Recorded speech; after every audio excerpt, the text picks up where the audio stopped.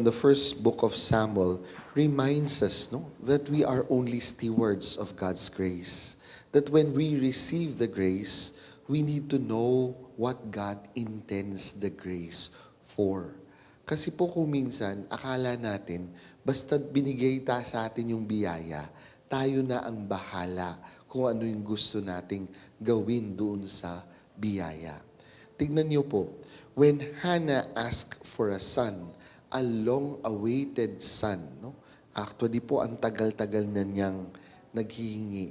Sabi ni Hannah, if you give me a son, I will offer him back to you. No? Kung iisipin po natin, bakit mo ibibigay ulit? Sa tagal-tagal mong naghingi, hindi rin pala mapapa sa'yo. Kung minsan po talagang ganyan ang grasya. No? Grace is not sometimes meant for us. We are only meant to be actually conduit so that we will actually give it to whom God intends the grace for. Kaya nga po, dapat isa sa mga bagay na hinihingi natin, no, sa Panginoon, especially when we receive a grace, no, is the grace of enlightenment. Lord, no, what do you want me to do with the grace that you have given me? This is the grace of good stewardship. No? Alam natin na tayo pinagkatiwalaan lang. Hindi tayo ang may-ari ng grasya. No? Para po bang kuminsan dapat tignan natin, di ba po, nung pong December, no?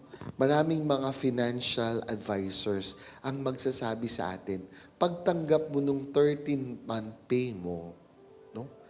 Dapat alam mo na magtabi ng konti. Hindi ka dapat one-day millionaire, no? Na lahat ng yun uubusin mo, no? Sasabihin sa iyo, kailangan meron kang itabi for the rainy days, for emergencies, for things that you do not foresee. Hindi lahat yan uubusin sa holiday rush ng pagbibili ng kung ano-ano. Of course, naiintindihan ko rin po yung reason ng ibang tao. Kasi po, ano na lang ba yung halaga ng 13th month pay ngayon, no? Kasi huminsan, kararampot na lang nga, no? Yung mabibili mo pa doon, napakakonti pa, no? Pero sinasabi pa rin nila sa atin, the advice is still, do not spend it all. Grace is not also to be spent only on us. No?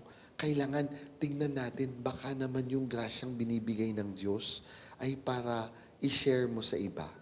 O yung grasyang binibigay ng Diyos ay para ibigay mo rin sa Kanya. No? Meron pong isang saying, no? When God increases the grace, do not, no, increase the level of your lifestyle. Increase the level of your giving. No? Kung minsan po kasi, yun yung problema. Pag lumalaki yung grasya ng tinatanggap natin sa Panginoon, especially material graces, ang ginagawa natin, no, tinataas din natin yung ating level of living. Kaya, tumataas yung level of spending. No? And sometimes we do not even take to consideration that somehow, no, sometimes God gives us so that we will give it back to Him. No? Kaya nga po, yun yung isang bagay. Pangalawa, no? Look at Hannah. In her sorrow, she knew to whom, no, to go.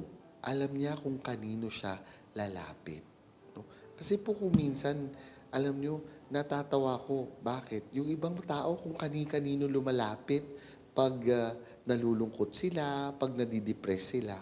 And sometimes, no, instead of getting the right, no, advices, kung minsan napapasama. Kaya kung minsan, no, hindi naman po sa minamaliit ko sila, no.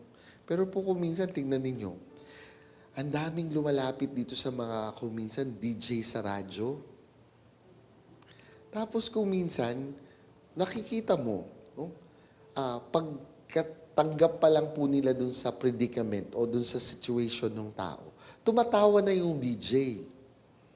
No? Tapos, do you expect, no, kung pinagtatawanan ka na sa umpisa, seryoso yung advice na makukuha mo galing sa mga taong ito? No? Siguro dapat tingnan natin, sino ba dapat ang lapitan natin? Sino ba talaga yung makakaintindi ng ating pinagdadaanan? No? Ako po, simple lang ang sagot, ang Panginoon. No? Hannah knew that if she goes to God, she will be listened to and she will be taken serious. No? Siguro po yun yung isang bagay. No? Kung minsan, kung kanino tayo lumalapit, ang tanong, lumapit na ba tayo sa Panginoon? Have we poured out our hearts like Hannah before the Lord?